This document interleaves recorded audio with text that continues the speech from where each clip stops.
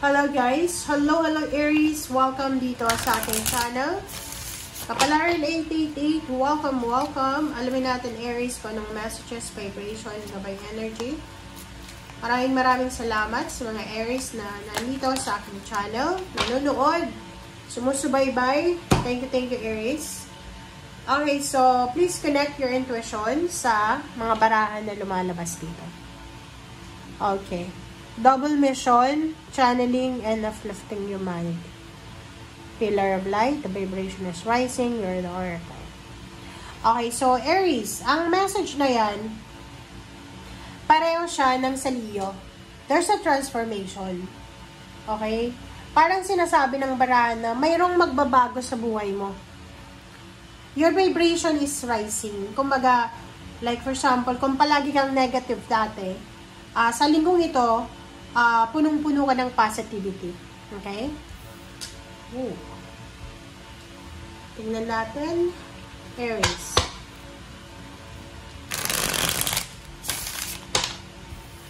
Alright. So, Two of Swords.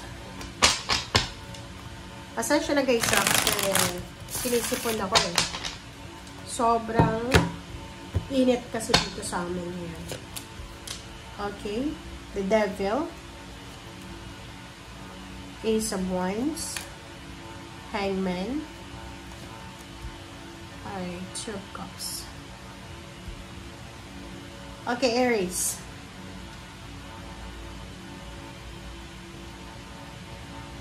Ang nakikita ko sa'yo dito, this is all about relationship. Kahapon ba relationship din? Two of Cups, Hangman. Kasi nakikita ko sa'yo dito, there's a relationship eh. May Two of Cups ka dito eh. There's an exciting relationship na posibleng nagbo-blossom.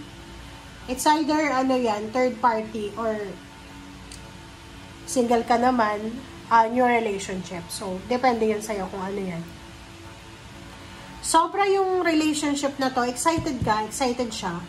Yung parang nasa alapaap, nasa cloud 9 yung pakiramdam yung dalawa. But the problem is, maybe this is a temptation. Maybe you're married. Married din siya. Maybe ikaw ay may karelasyon, siya may karelasyon, ikaw wala, siya meron, ikaw meron, siya wala.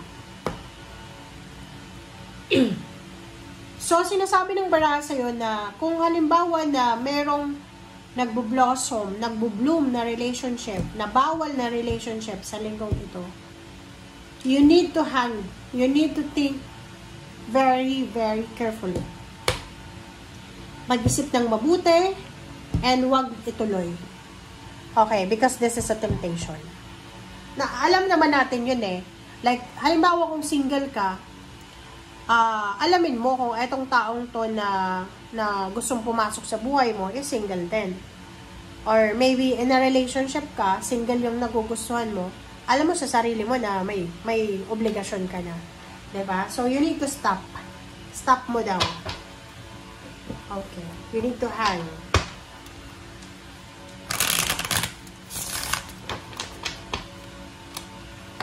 Oops. Okay. Four of Cups, Three of Swords. Oh, diba? Sinasabi ng baraha sa'yo dito na iwasan natin yung third party kasi talagang makakasakit tayo ng ibang tao. Diba?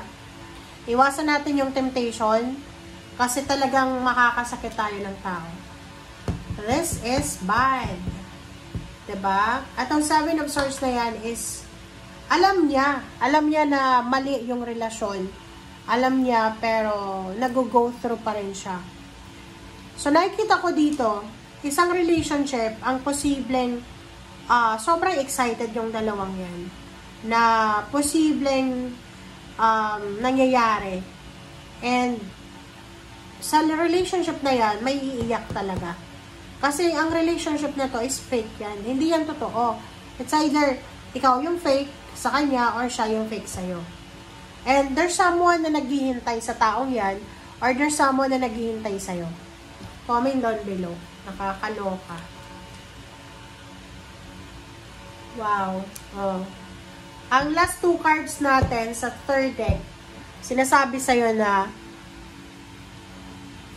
pwedeng magkaroon ng malaking away, gulo because of this relationship.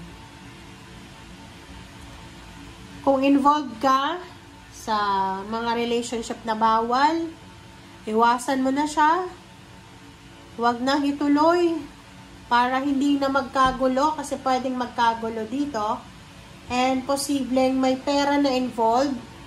And posibleng may kaso na involved na maubos yung pera.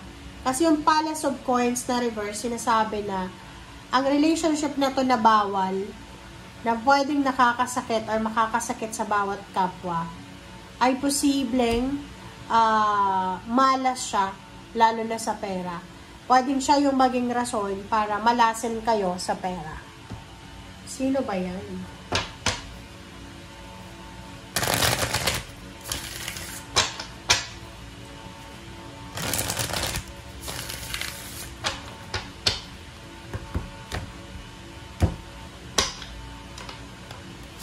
Okay, 8 of Swords, Wheel of Fortune, 3 of Wands, Prince of Wands.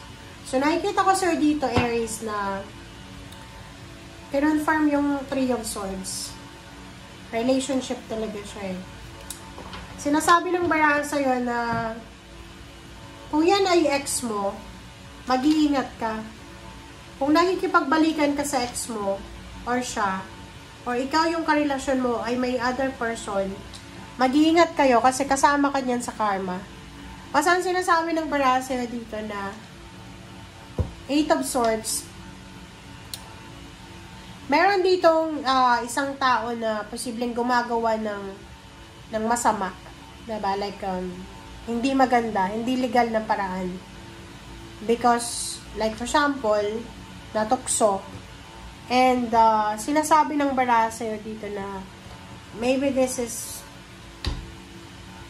or wag na nating hintayin pa na dumating ang panahon na ibigay sa'yo ng Wheel of Fortune yung para sa'yo. Kasi gano'n naman eh, Wheel of Fortune is karma yan eh. Kung ano yung ginawa natin, babalik yan sa atin. So, yung Prince of Wands dyan, okay, excited ngayon, masaya ngayon, in love sa ngayon, but, darating ang araw na sisingilin ng karma, kung ano man ang ginagawa sa ngayon. Ang bigat ng barahan na to, hindi ko alam, maybe, pa-comment nyo sa comment section, kasi, first time ko na maka-encounter ng ganyan sa reading ng Aries. Okay, so thank you guys. Bye!